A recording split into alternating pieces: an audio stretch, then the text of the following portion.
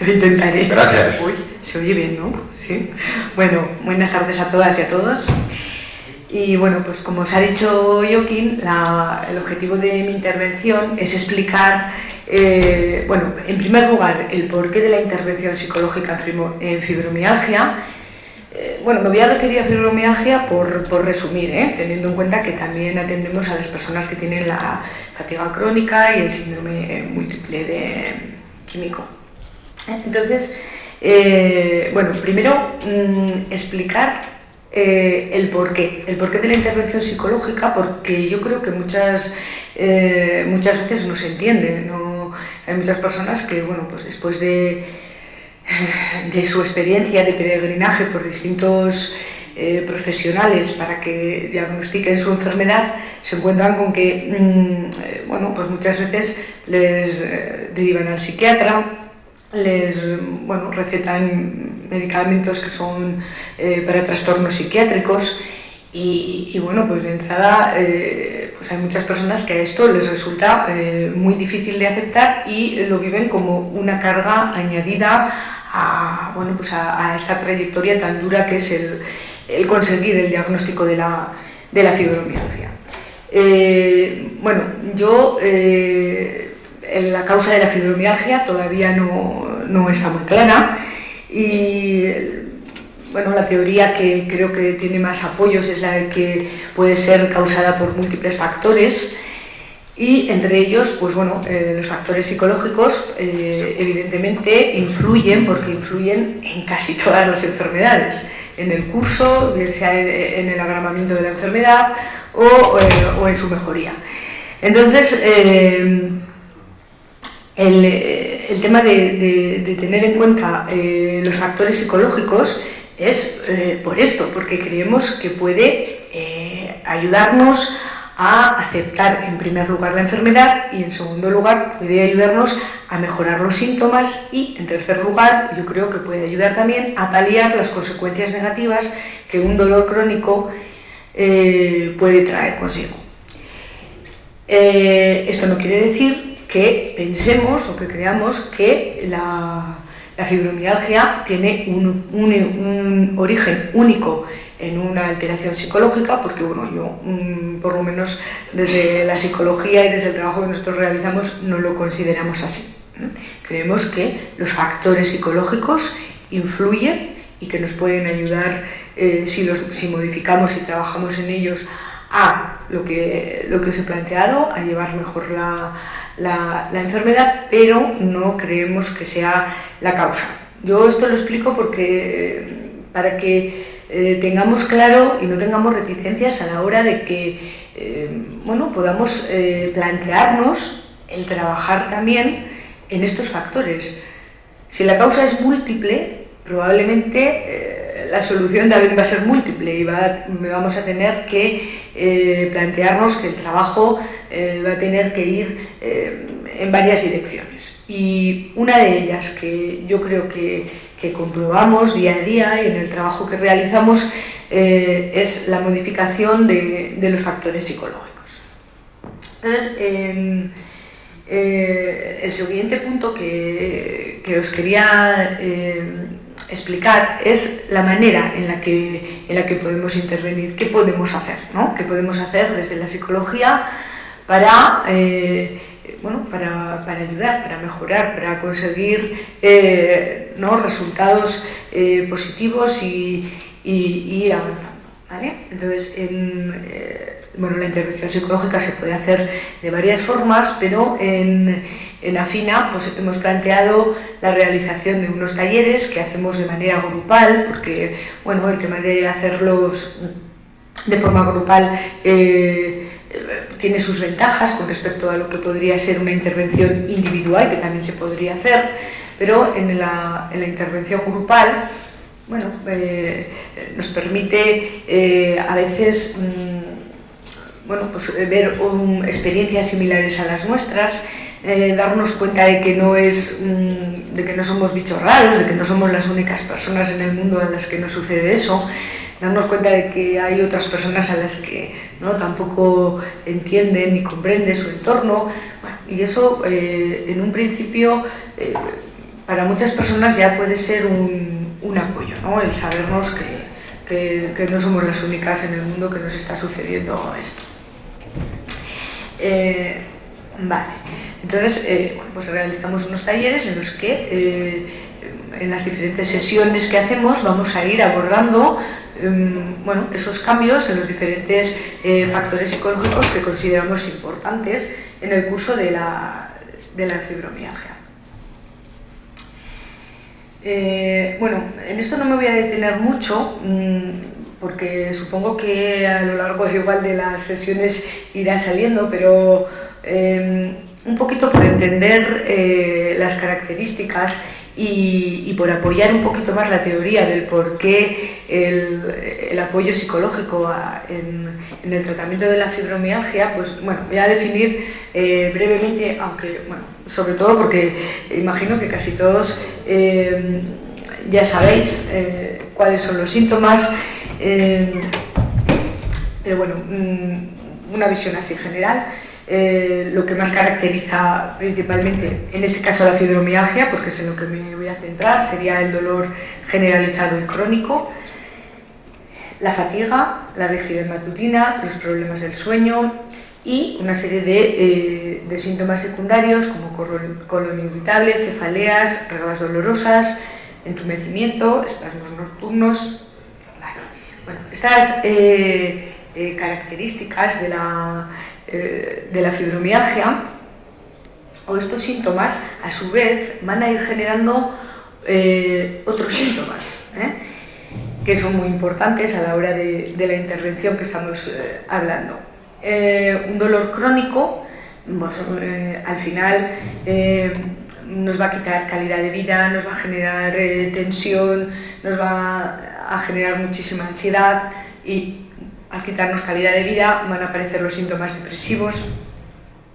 Una vez que aparece también esta sintomatología añadida a los síntomas de la fibromialgia, van a aparecer unas consecuencias en nuestra vida, ¿no? Dificultades bueno, con las actividades diarias, familia, trabajo, ocio, no solo debido al dolor, sino también debido a estas otras consecuencias de las que estamos hablando, que son la tensión, la ansiedad y la depresión.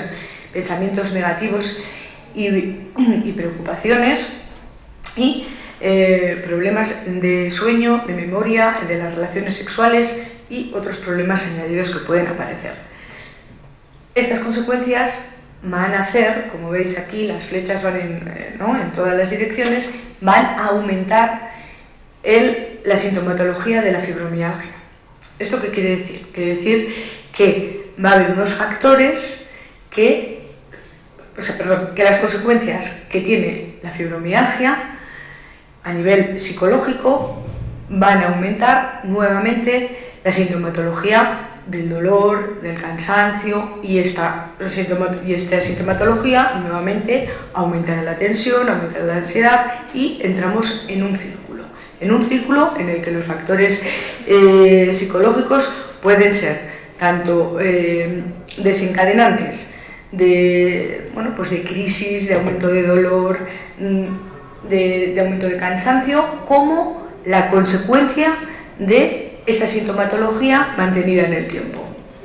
Por lo tanto, los factores van a ser tanto antecedentes como consecuentes. Si trabajamos, si incidimos en estos factores, podemos conseguir reducir la sintomatología, podemos conseguir que, no vamos a eliminar toda la sintomatología, pero sí que podemos conseguir reducir esos síntomas y lo que vamos a poder, sobre todo, conseguir es reducir o eliminar esas consecuencias negativas que tiene esa sintomatología. Y eso es muy importante porque lo que va a hacer es que la calidad de vida va a mejorar muchísimo, que vamos a ser capaces de llevar la enfermedad de una manera más positiva y pues nos va a resultar más fácil aceptar que tenemos una enfermedad crónica, pero si vamos comprobando, si vamos viendo a través del trabajo que podemos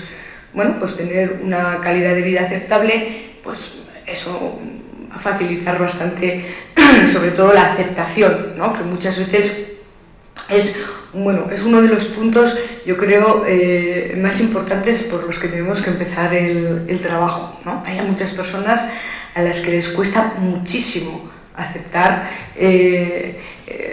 aceptar el diagnóstico. En un primer lugar, el diagnóstico pues a veces puede resultar un alivio después de tanta incertidumbre, después de tanto peregrinaje por distintos profesionales, de no saber qué es lo que nos sucede. Cuando nos dicen qué es lo que nos pasa, podemos tener pues una sensación de alivio momentáneo, pero después viene la segunda parte, que es la parte de aceptar que vamos a tener unas consecuencias que verdaderamente son negativas, unas incapacidades, un cambio importante en nuestra vida, en nuestras relaciones, en nuestra vida laboral, en todos los aspectos de nuestra vida, y que un poco las expectativas son que va a ser para siempre, que lo que se puede hacer no es mucho, ¿no? Entonces, aquí es en donde tenemos que empezar a trabajar, porque yo creo que sí que se puede hacer mucho, sí que se puede mejorar. Hace falta un esfuerzo y un trabajo continuado y una cierta regularidad en los abordajes diferentes que se tiene de la fibromialgia, pero se pueden conseguir buenos resultados. Vamos a ir viendo los diferentes aspectos que vamos a tratar en los talleres. Bien, aparte de esto que os he comentado, que es muy importante el tema de aceptar adecuadamente la enfermedad, empezamos por trabajar un tema que es muy importante en casi todas las alteraciones psicológicas, pero que también va a influir muchísimo en el tema de la fibromialgia. Uno de los primeros trabajos que hacemos es el trabajo en torno a los pensamientos. Los pensamientos, nuestra forma de pensar, va a influir muchísimo en diferentes respuestas fisiológicas que vamos a tener.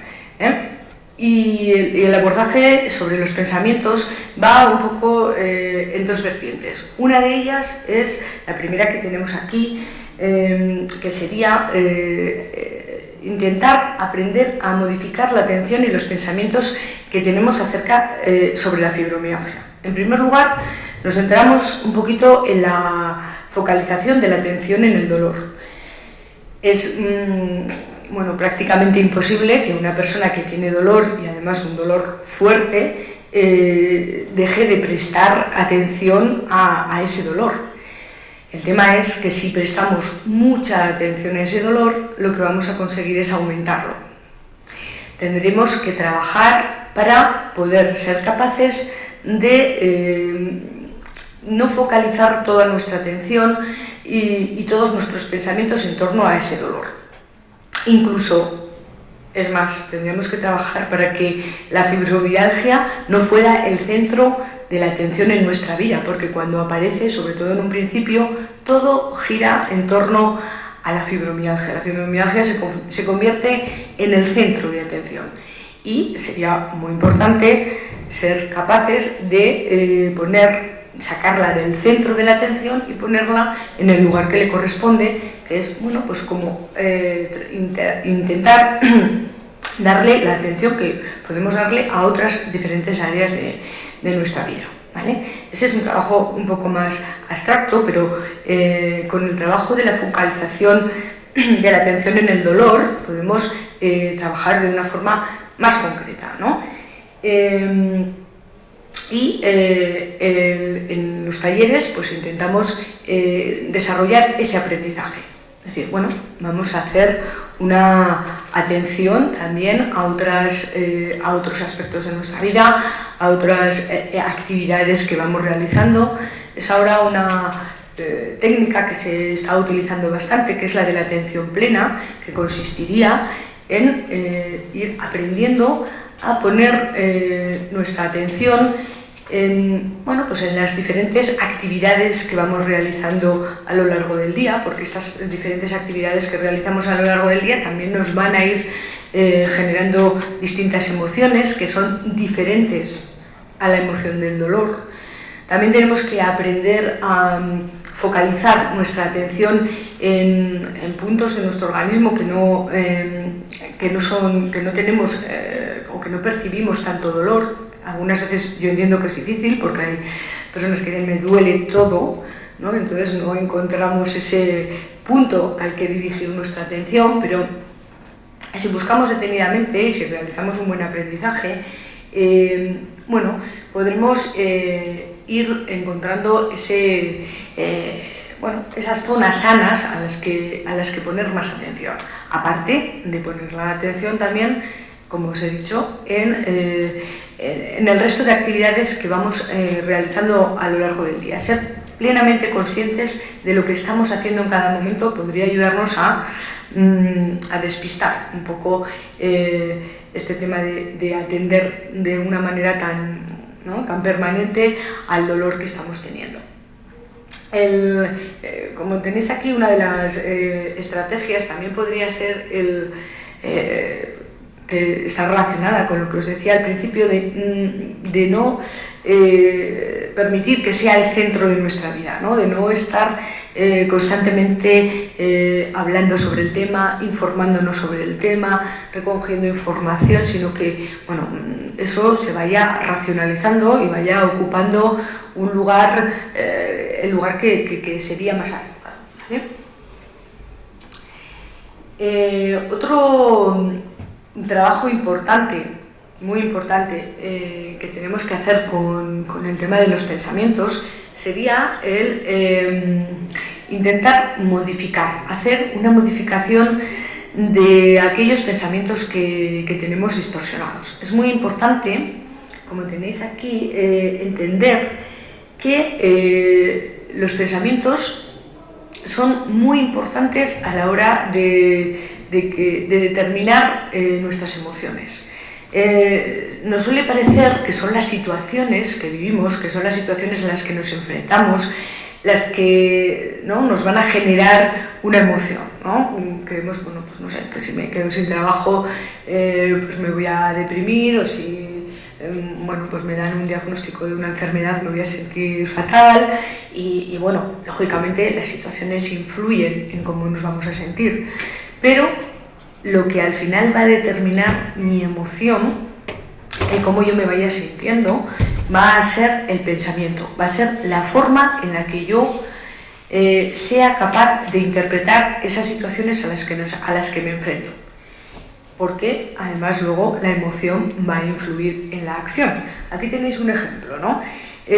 Una situación que puede ser muy frecuente en pacientes con fibromialgia. Tener que dejar de trabajar porque no podemos realizar el trabajo que veníamos realizando habitualmente porque nuestras capacidades se han reducido y ya no podemos hacerlo.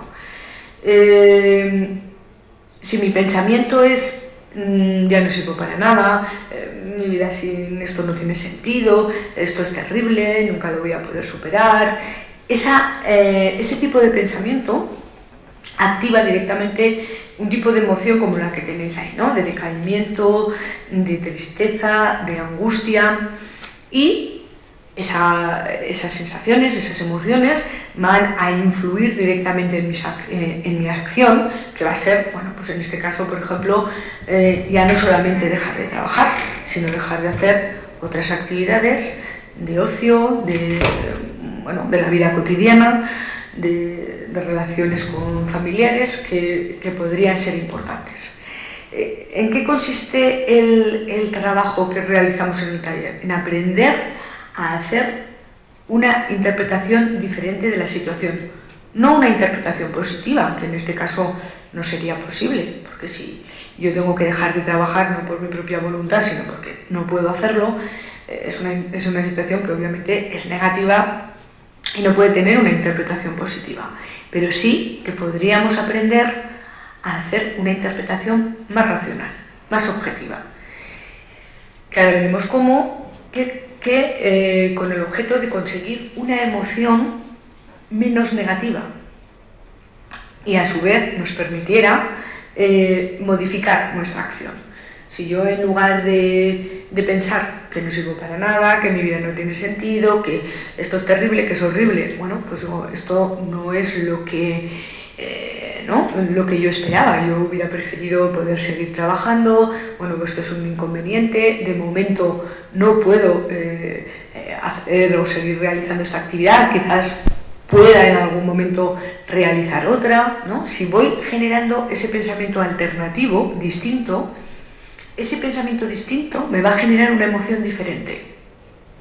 No de alegría, lógicamente, en este caso, pero, bueno, pues sí, de menor decaimiento, de menor tristeza, de menor angustia, menos sintomatología depresiva, concretamente, y menos tensión. Bueno, esa emoción nueva que me generaría mi nuevo pensamiento me va a permitir realizar o seguir realizando determinadas actividades, como puede ser, bueno, pues alguna actividad de tiempo libre, alguna actividad con familiares, y eso, bueno, pues me va a ir permitiendo mantenerme mejor, tener mejor estado de ánimo, y eso a su vez puede ir ayudando a mejorar mi sintomatología con respecto a la fibromialgia, cosa que si yo me mantengo en mis pensamientos distorsionados, seguiré manteniendo esas emociones tan negativas y la acción también se verá afectada, ¿vale?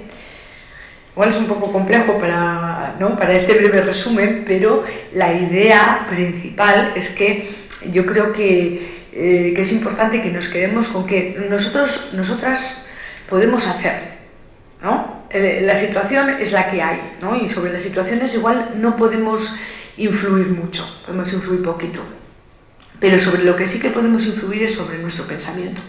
Ahí, trabajando, pero tenemos la posibilidad de hacer una interpretación distinta de todo lo que nos está sucediendo, de lo que nos ha sucedido, de cómo el entorno se relaciona con nosotras, de cómo nosotras nos relacionamos con nuestro entorno, de qué pensamos acerca de nosotras mismas.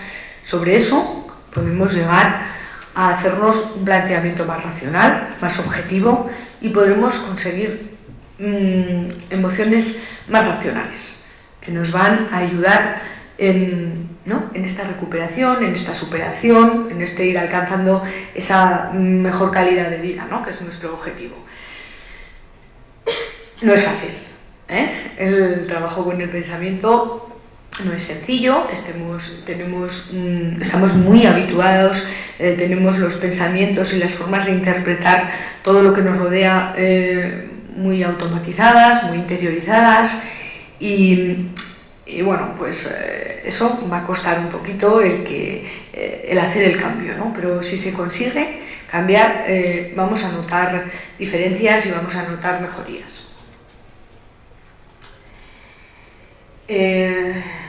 Bueno, esto es un poquito lo que os estaba comentando sobre las diferentes características que tienen los pensamientos, los pensamientos distorsionados, estos que nos dificultan, ¿no? Que suelen ser falsos, que no se corresponden fielmente a la realidad, son muy rápidos, son muy perjudiciales. Y bueno, pues los tipos de errores típicos que solemos cometer pues serían los que tenéis aquí, ¿no? El error del adivino, que es cuando, ¿no?, la persona, sin tener datos científicos o contrastados, adivina su futuro, ¿no? En este caso, pues ya nunca más voy a poder realizar ningún trabajo, o ya nunca más voy a poder, no sé, tener una relación, o no, es como anticiparnos al futuro sin tener un dato objetivo o científico que pueda, ¿no?, que lo corrobore. Eso nos hace mucho daño. Y tendríamos que tratar de buscar ahí el pensamiento racional, que sería el decir, bueno, yo no sé, el futuro no ha llegado todavía, no sé cómo voy a estar en un futuro, y menos si yo me planteo hacer un trabajo, si hago determinados cambios, bueno, a lo mejor el futuro puede ser diferente, ¿no? El filtro mental es el error que cometemos cuando solamente ponemos atención a lo negativo y lo positivo, bueno, pues lo dejamos que pase o lo normalizamos, ¿no? Entonces, la balanza siempre se equilibra hacia el lado negativo y tenemos siempre una sensación de que, bueno, pues de que todo nos va mal, de que nos duele todo, como os decía antes, siempre solo se pone la atención en lo negativo. Si intentamos equilibrar y decir, vale, me duele esto, pero esto no me duele, no puedo hacer esto, pero puedo hacer esto otro. Si intentamos buscar un poco ese equilibrio, esto nos ayudaría a tener un pensamiento más racional. La lectura de pensamientos se refiere a la adivinación que hacemos sobre las actitudes de otras personas, el que muchas veces creemos que sabemos exactamente lo que alguien está pensando a raíz de alguna actitud, pues como por ejemplo pensar seguro que está pensando que soy una vaga, seguro que piensa que no quiero trabajar, seguro que piensa que no quiero hacer ninguna actividad y que me apetece más estar a mi aire, o bueno, ese tipo de cosas que algunas veces igual acertamos, pero no siempre. Y a veces, bueno, pues yo creo que se sufre de manera innecesaria cuando nuestra tendencia es a adivinar lo que piensan los demás siempre en esa línea, ¿no? Los deberías que nos marcan muchísimo también, porque estamos llenas de deberías, siempre creemos que deberíamos hacer esto, que deberíamos hacer lo otro, que deberíamos poder cuidar de nuestros hijos, que deberíamos poder llegar a tener nuestra casa limpia y ordenada, que deberíamos... ¿no? Y también pensamos que los demás deberían, ¿no? Debería saber lo que me pasa, debería ayudarme más, ¿vale? Y los deberías, como son imposiciones que pues muchas veces no podemos cumplir, nos van a generar mucha frustración. Sería interesante poder cambiarlos por me gustaría, sería preferible, lo viviríamos mejor. Yo sé que puede parecer un simple cambio de palabra, pero las palabras tienen un significado que nosotros vamos interiorizando y a cada significado le va a corresponder una emoción y cambia bastante nuestras emociones si somos capaces de sustituir los deberías por me gustaría, o sería preferible, o sería mejor, ¿vale? Bien, bueno, por no extenderme, os he explicado unos cuantos de estos ejemplos de los errores que que trabajamos en los talleres y que intentamos que se puedan modificar. Bueno, otro punto importantísimo a la hora de conseguir mejorías en la fibromialgia y en otras muchas cosas es reducir el exceso de tensión. En este caso, el dolor mantenido genera tensión y la tensión muscular genera más dolor. Y entonces nos encontramos inmersos en ese círculo. Y bueno, en este caso, la principal estrategia que tenemos para enfrentarnos a la tensión es la relajación. La relajación que, bueno, podemos hacerla o conseguirla de diferentes formas. Cada persona puede tener pues más facilidad para hacerla de una manera, para hacerla de otra.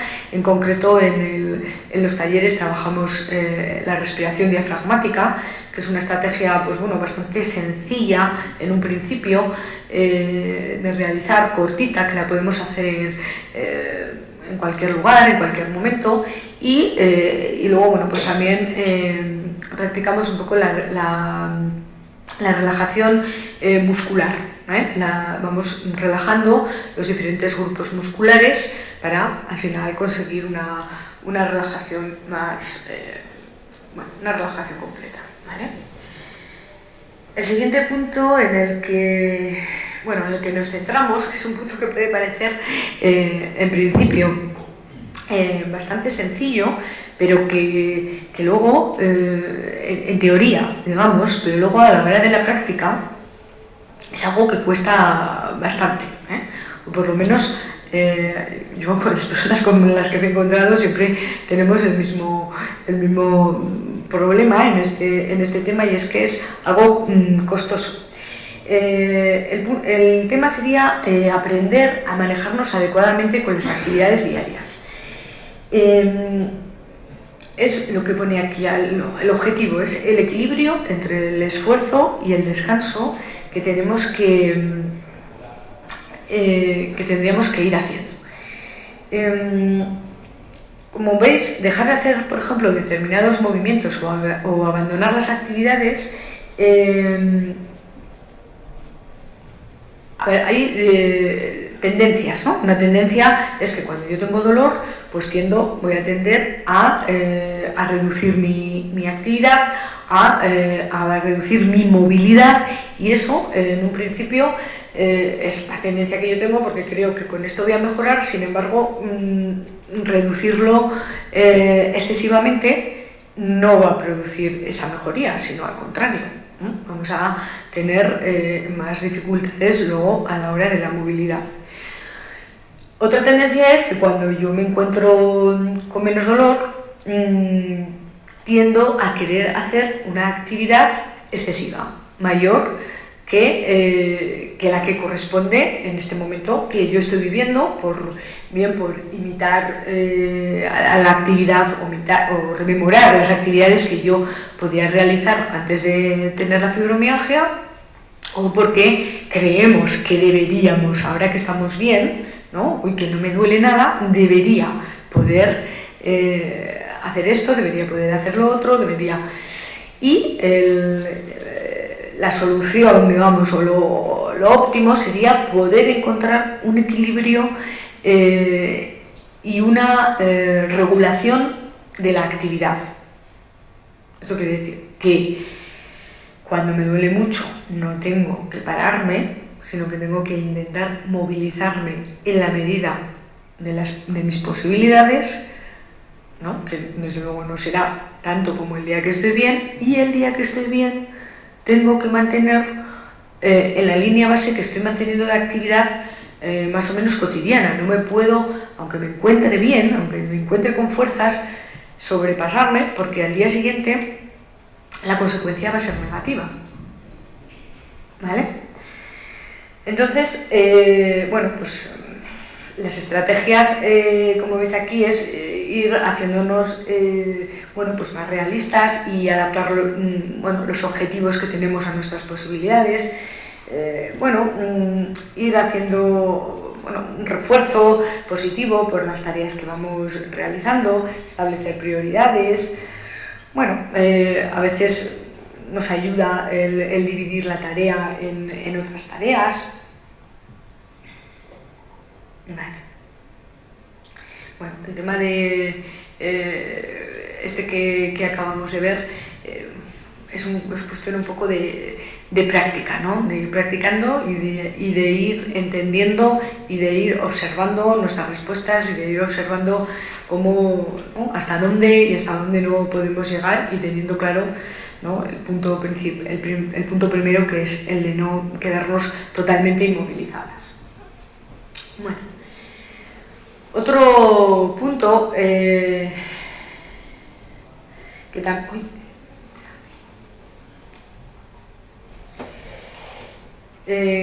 abordamos dentro de los talleres es el tema de la asertividad. Aquí ya entraríamos un poco en, bueno, pues como veis, los diferentes estilos de conducta, y trataríamos un poco de ver las diferentes formas que tenemos de comportarnos, la forma pasiva, la forma agresiva y la forma asertiva, para tratar de ir orientándonos, para tratar de ir entrenándonos principalmente en la asertividad. Las conductas pasivas y las conductas agresivas no nos van a ayudar en este proceso de recuperación, en llevar nuestra enfermedad de una manera más positiva, porque van a dificultarnos en las relaciones. La conducta pasiva y la conducta agresiva, su consecuencia principal es esta, ¿no? Que hace que las relaciones con nuestro entorno, con nuestros diferentes entornos, sean más dificultosas. Bueno, pues me queda muy poco, entonces voy a tratar de resumir, ¿vale? Lo que intentamos entrenar es, como veis ahí, el hacer y recibir críticas, que es algo a lo que nos tenemos que enfrentar con mucha frecuencia, pedir ayuda a favores, saber decir no y poder expresar nuestros sentimientos, los sentimientos positivos y negativos de una manera adecuada. Cuando tenemos una conducta muy pasiva, todas estas habilidades suelen estar inhibidas, es decir, que el hacer y recibir críticas nos cuesta mucho, por lo general no lo hacemos, las recibimos muy mal, nos cuesta mucho pedir los favores, nos cuesta mucho decir que no y nos cuesta mucho expresar nuestros sentimientos. La conducta agresiva es cuando ¿no? intentamos imponer un poco nuestro criterio o cuando después de haber inhibido mucho la conducta pues sentimos esa sensación de enfado, de ira y la transmitimos en nuestros mensajes. Bueno, y ahora ya los siguientes puntos pues simplemente los voy a enumerar porque además alguno de ellos creo que lo vais a tratar de una manera más concreta.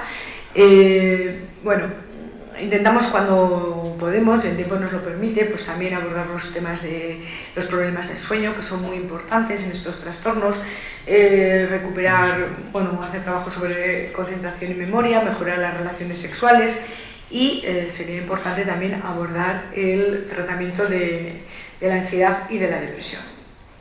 Bueno, como conclusión, pues lo que decíamos al principio, ¿no? Que hacer todo este tipo de trabajo nos ayuda a asumir y a enfrentarnos mejor a la enfermedad, mejora nuestra autoestima, que es algo que se ve muy afectado en esta población y bueno, mejora nuestra calidad de vida, ¿vale?